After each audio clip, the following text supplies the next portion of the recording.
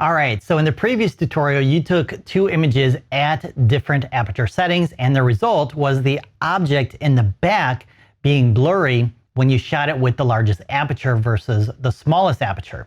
In photography, this is referred to as the depth of field, and the depth of field refers to the amount of your image that is in focus. Therefore, a small depth of field has less in focus versus a larger depth of field. To help you remember this, a small aperture number like f2.8 represents a small depth of field, and a large number like f16 means a large depth of field. Now, you may have realized a weird phenomenon, and that is a small aperture number like f2.8 has a very large hole compared to an aperture of f22. So why is that? Well, you're going to find out right here, right now. Hello, my name is Chris Parker, and it is my desire to help you elevate your photographic skills to fulfill your creative vision. If you're ready to learn more about apertures, let's do it. All right, so as we discussed earlier in a previous tutorial, an aperture number in photography is referred to as an F number, and the numbers are listed like this: f1.4, f2.8, f4, and so on. And depending on your camera, it may or may not include a forward slash. I know, if things weren't confusing enough already, someone had to add a letter and a forward slash to our aperture numbers. But there is a reason why, and it will explain why f22 is smaller than f2.8. So the F in the F number stands for focal length. Let's take the focal length of this lens, which is 50, and replace the letter F with 50. So now we have this aperture number, 50 / 2.8. And what is that starting to look like? Yes, math. No worries, math is not a requirement to create awesome photos. Stick with me for another 17 seconds and this will all make sense. All right, so if we divide 50 by 2.8, that equals 17.86. Then if we take 50 and divide it by 22, that equals 2.27. So which one is a smaller number? That's right, 2.27. So in photography, f22 is a smaller hole or aperture versus f2.8.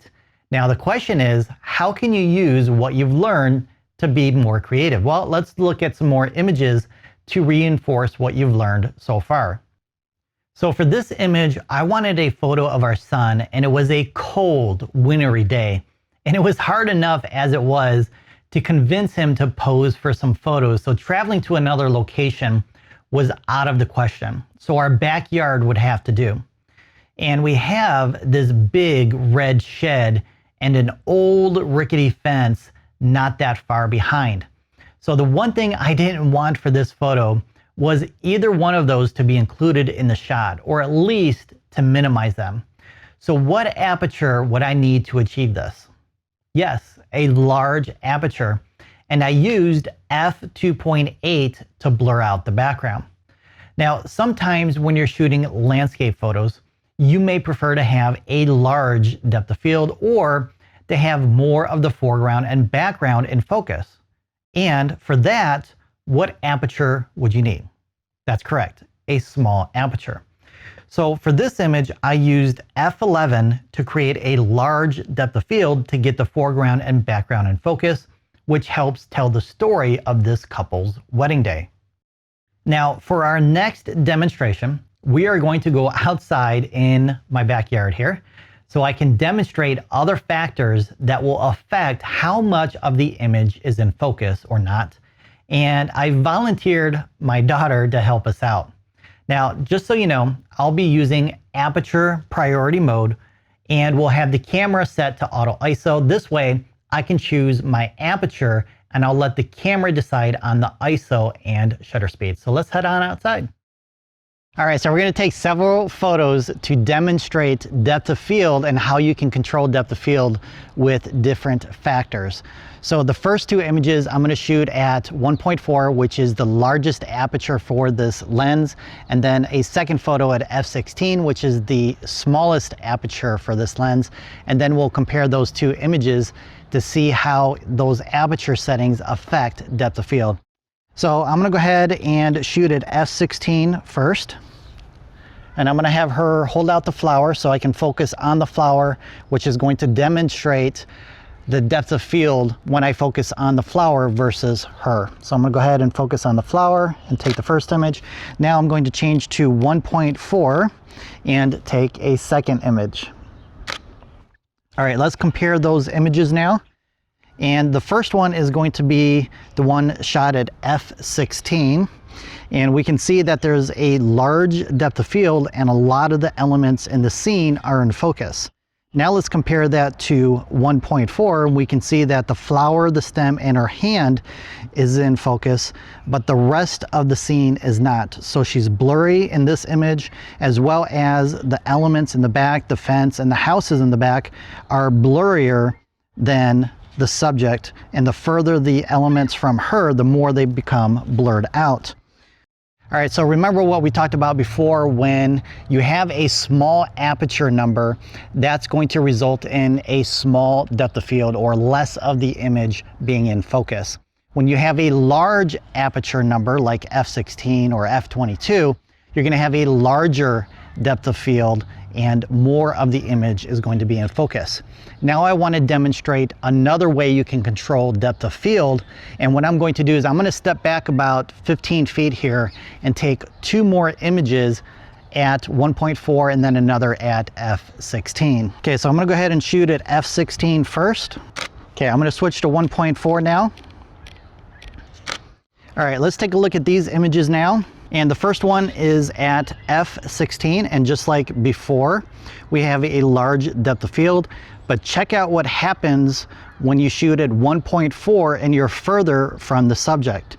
So this time she's in much sharper focus than before, so she's not as blurry, but the background, even though it's more in focus, it's still blurry. All right, so distance is another way of controlling your depth of field. So the closer you are to the subject that you're focusing on, the shallower or the smaller the depth of field, or the less of the image that will be in focus, and the greater the distance between you and your camera and the subject you're focusing on, the greater the depth of field, or the larger the depth of field, or the more of the image that will be in focus. Now, another thing that you can do is if you're photographing somebody and you have a busy background like this and you want to blur out the background, but you're not getting the amount of blur that you want, what you can do is you can move your subject away from the background, and then that will blur out that background even more. So we're both going to move up here about 30 feet or so, and we're going to take another photo. All right, so we're now about 30 to 40 feet further from the position we were before, and I'm going to shoot at 1.4 again. All right, let's take a look at this image and compare it to the last one. So as you can see, we have a fairly large depth of field, but compared to the last image, the background is much more blurred out than it was before. So again, distance helps affect or control the amount of the image that is in focus. Now, another thing that you can do to control the amount of depth of field, if you can't move your subject away from the background because maybe you're photographing a tiger at the zoo or you're on safari, and for obvious reasons you can't get closer to that tiger, or you can't ask that tiger to move away from the background, what you can do instead is change your lens from shorter to longer. So I'm going to change my focal length here from 50 to 200 and shoot another photo to compare that to the image that we just took. All right, so I have my 70 to 200 lens, and I'm going to shoot at the longest length, which is 200. Now for this lens, the largest aperture I have is 2.8. So I can't shoot at 1.4, so technically it's a smaller aperture versus the one we shot previously with the shorter focal length. So I'm gonna have her hold up that flower again. I'm gonna focus on that flower and take another image. Let's go ahead and compare this image now to the one we did previously. So as you can see, the flower, the stem, and her hand are in focus, but she is no longer in focus like it was with the last image at 1.4, and definitely the background is more out of focus than it was previously as well.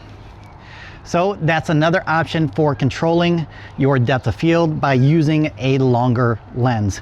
Now, we've gone over a lot of information in this tutorial, and there's a lot to remember. So what I want to do now is I want to jump back into the studio and share a secret that will help you remember quickly and easily everything you've learned so far in this tutorial. So let's go ahead and head back inside.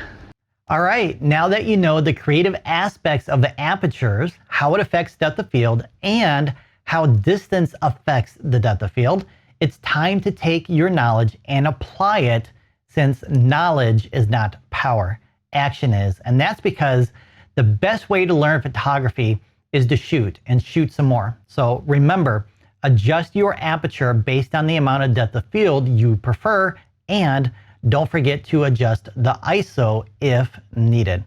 Next up is discovering how to use the shutter priority mode and how to use the shutter speed creatively.